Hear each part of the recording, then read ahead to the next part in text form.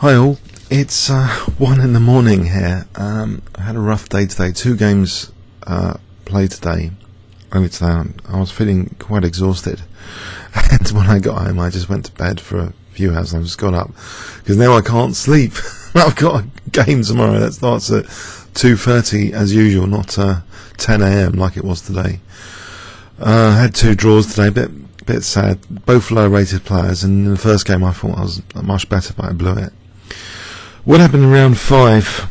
I think this is symbolic of my play at this time. That I'm missing rather some key stuff. I was black against T.Thomassen, who's apparently his son's an IM, but he's quite good too, I found out. Okay, so let's have a look. C4, the English opening, and he's choosing the Botvinnik system, so note that white's knight is not committed to playing f3. He wants to put that knight here, so I fianchetto, and it's not really the style of a king's engine. I think someone recently asked me about the fianchetto variation being very solid against the king's engine. I didn't really I haven't really given a system video yet about it. It is very solid. I think you've always got to look at the finesses of the particular positions that arise. Here I didn't do that, as we'll see. So e4, okay, I played d6. So far, standard king's engine setup from me. So knight g e2. Okay, now one consideration I did have here. Do I play c5 or do I play e5? I thought if I play e5, then maybe I'll keep the arrows in red for e5. f4 later will be biting, and then maybe like I've played like this as well. It's kind of comfortable. You sort of maybe even play f5 and g4, knight g3. I thought c5 doesn't give a target, gets some control of d4. They've both got their pros and cons. That's a target for maybe a3 and b4 later, if I wants to sort of do like that. So whatever you play, there's a problem and an opportunity. So I played c5. Okay, white castled. I played knight c6. Now d3. So this is the Botvinnik system. You can also play this as black, as a reasonable system against anything. The basic characteristic is this knight is not blocking in the f-pawn. So this is kind of energetic play as possible on the king side later if you want. Or you can just play on the queen side if you want. Flexibility. So I play a6. My knight's blocked in, of course, but I have no plans for f5 here. I want to try for b5 later. So this kind of maneuver I've played before, I play it here. So rook b8 clamps down on this break. Knight e8. We've got a pattern here. Someone wants to play a break like b5. It stops the clamping move, but it does create a weakness. Now bishop e3, as though d4 is possible, but I didn't think it was that much in the spirit of the Botvinnik system. Now I think knight d4 is a very good alternative to what I played, but what I played isn't necessarily bad. Do we want to stop this d4 break? Does it really liberate the position? Well, the key question I think to ask is, well, looking at the finesses, it weakens white structure, notably c4. And should have really thought about this break a lot to be prepared here if white does decide to play d4. So I played the next move really casually actually. So he plays d4. I'm taking a bit back. He's rolling me through the centre. Should I have kept a lock on d4? Initially, some regrets there. Then I started looking at b6. That's a bit weird. I thought, e5 okay, I can just about survive this, but it's not so hot. So then I discovered, well, maybe just take and then knight e6 is an interesting looking move. So that's what I play. I take on d4, he takes, and I play knight e6. Now I've got chess base 11 now. I'm looking at reference games. Now what's played next is rarely played actually, although it seemed kind of tempting and logical. Okay, so the knight retreat here is the most common, but so knight takes e6, and really here's my first kind of blunder. The most natural move is not to double the pawns, although that that doesn't really get dynamic compensation. White's very solid on the F file. The most natural looking move is bishop e6, and I think I was put off with knight d5. I needn't be, I think, because knight d5 loses the b pawn, okay, without too much counterplay, and queen e2 suffers from a particular problem. I can gain a tempo on h3 and also attack c4 with queen c8 first. Whoops, there's a few alternatives. Let's look at queen c8 first. So say king h2. Now here strong is actually bishop takes c3 and then knight e5, so I'm actually winning that pawn. It's kind of nasty for c4, so I have to be prepared to give up this bishop to fracture white structure. But c4 is a big problem here, especially gaining like a tempo of queen c8. So there's also just bishop c3 straight away and knight e5. That's also good, but maybe queen c8 is better. And let's go into some other variations here. If c5, then bishop c4. This is okay as well. Oops, not bishop d4. Sorry, bishop takes c5. And this should be okay. Taking on c3, it guarantees an edge on these like light square blockade.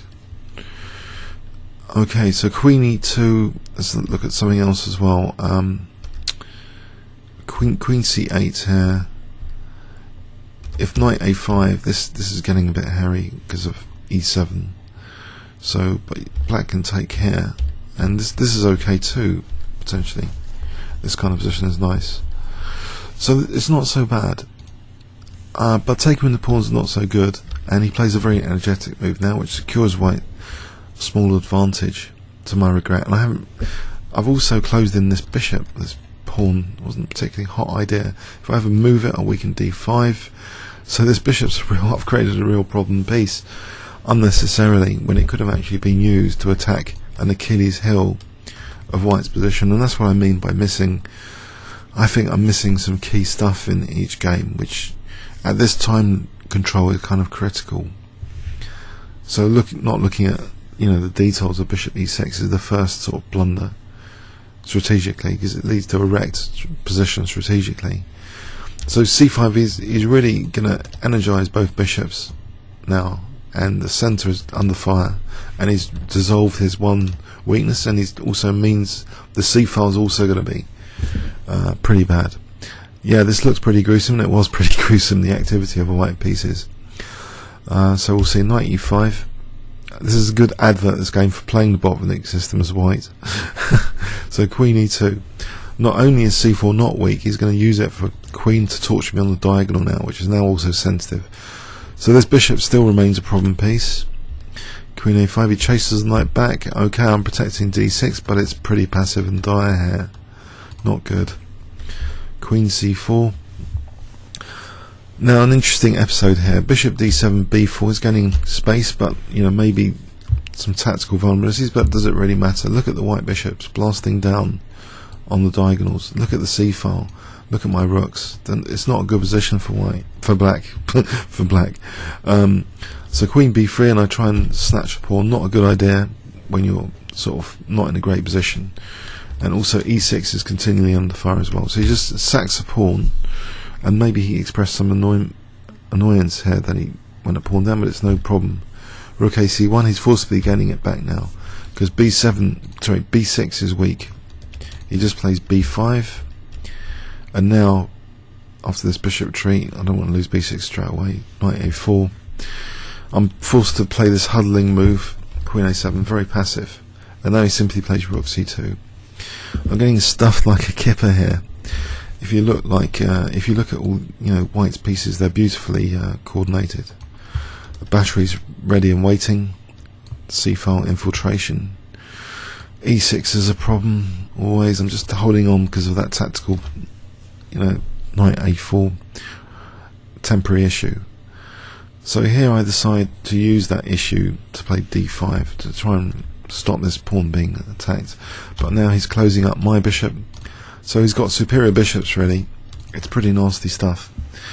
And here I get a bit desperate, and I don't really want to go into complications against lower rated players, but I've been positionally crushed, so I've got very little choice, I think, from a practical point of view. I know Rivka and the engines hate this, but it actually gave me a fighting chance. He went very badly wrong after this piece sack I played now. Knight takes e5.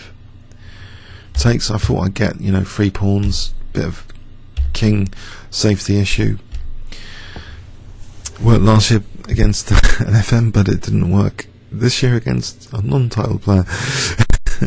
So even though after Queen d7 now, he also gives me another pawn with check, and he should have played here now Rook e2. That was an accurate move, and white would maintain the advantage like this, but he went wrong. He played king g1, and I'm getting an advantage now. d4 play, I blow it straight away. Queen c1. I'm scared of quite a few threats now, like rook c1, bishop takes a8 and rook c1, and mating on f8 if I'm not careful. There's a resource here though which is absolutely critical. The position's tactical. My position, the pieces have exploded into life, the bishop's exploded into life. I've got lots of pawns. This is the point. This is called critical position because it's absolutely critical to get it right, and not play a backward retreat if one can help it, which is what I did. I played Queen e8, and that was pretty miserable.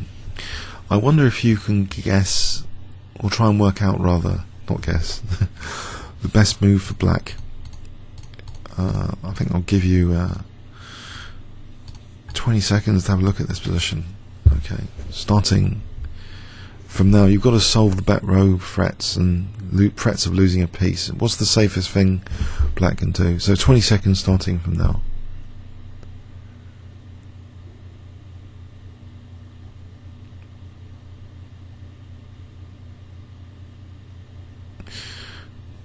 Okay, well, Ribka's giving black an advantage here, believe it or not. Okay, there's some dire threats to face. Let's see how black can go wrong with various candidate moves. Let's rule things out. Let's rule out Queen a4. Big advantage for rook c8. If king here, check is actually mating on f8 because bishop f6. Sorry, not mating on h, just winning lots of material because rook takes b8 now threatens rook f8 mate as well as the bishop. So say e5, then rook takes a8. It's nasty. So you don't want to take on a4. You want to play d3. See what that does. For a laugh. Check. Same sort of problem really. Check. Force the bishop back and then take on b8. So the bishop can't be overloaded like that. So the queen f1 we see is a critical threat in some variations. Okay. Let's say king f7. Try and get off this thing. Check. Here, this isn't so clear cut because actually rook c8 is not so well. It's not really threatening much. It's too slow. So the check here. Queen g5. That's better for white apparently, but again, it's better than what I played. So that's good. Give yourself some points for that. King f7. But there's even stronger move. Just bishop takes g2, and there's actually doesn't seem to be too many threats now for white. I missed this simple move, and there's the tournament all over missing some key stuff. If check, things are holding together because there's no back row mate threat because the rook's actually protecting that. The rook's actually protected by e5. There's no critical queen f4 or queen f1 here to distract the bishop from protection of the rook. So this position seems quite safe. So rook takes, bishop takes, king takes, and then here I can plough on several pawns for the knight. Plough on with check, take on g3. It's lovely. Look at this knight, not epoxy knight on the rim. Okay, if he does queen f1, it's at so many pawns now. It doesn't matter. Taken bishop c7, according to Ripken. So Okay, so I missed that key resource, and unfortunately, whoops, I go backwards with the queen. Bad sign. So he does queen e1, nasty, moving bishop, losing e6, and he's also got rook c8. So I'm just losing my pawns now. All my pawns are going. 2 pawns gone. Third one going. Well, no, not a third one yet. I'm surprised he didn't play rook c7. That seemed tempting, but I was given a glimmer of hope in this endgame, because after rook a3, it's like my rook was active, but he extinguished it quite systematically with this rook d5 to a5.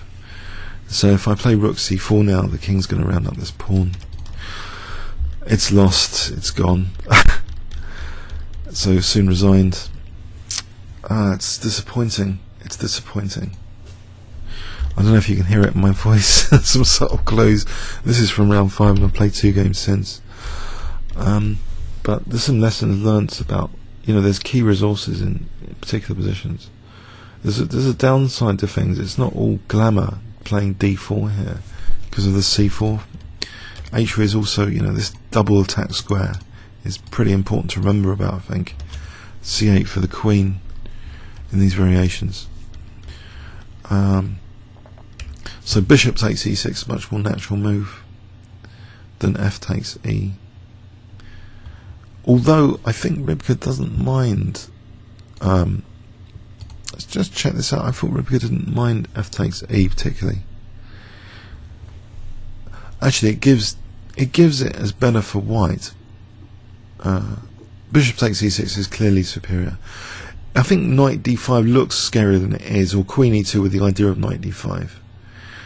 See, that's the reason I think I rejected it. I didn't like this monstrous knight on d5, and I thought the e6 pawn was safeguarding my d5 square.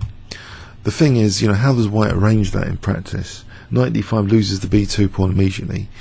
Taking one move to prepare it is one move too slow, because here I can just eliminate the knight with advantage. I've got various nice alternatives, or queen d7 even, or queen c8. Now d7 is actually interesting. What's going on here? Attacks that, and then one can take and then play knight a5. I suppose that's got the advantage of hitting 2 pawns. So this stuff is all good stuff, and it was all missed. And it just leads to a strategically very bad position. Here, this key decision about f takes e, it seems attractive for one angle about the d5 square, but its downside is blocking the bishop. White can even later play f4 and f5 to knock out the pawn maybe and still get access to d5. The queen side's pretty bad, but c5 is also a blasting move, a very good blasting move, really opening up the bishops for white, leaving me with a terribly, well, the way I played it, terribly miserable position. Even though I'm winning a pawn, it's not the situation you want to win a pawn in. Especially if your pieces are getting huddled like this and you're facing a battery. You can't move your rook because you're going to lose b6. You can't challenge the battery, and rook c7 is going to come in, and e6 it's just nasty, as you can see from the arrows. So anyway, I hope you learned something from this about how not to play against the Botvinnik system in particular. Or it's a good advert for the Botvinnik system to play this system as white. If you have the white pieces, very easy to play system. I think it's been recommended by a few authors of the English Opening. It's a tool in the repertoire. If you play the English Opening, you can have this set up, very comfortable. Not so sure.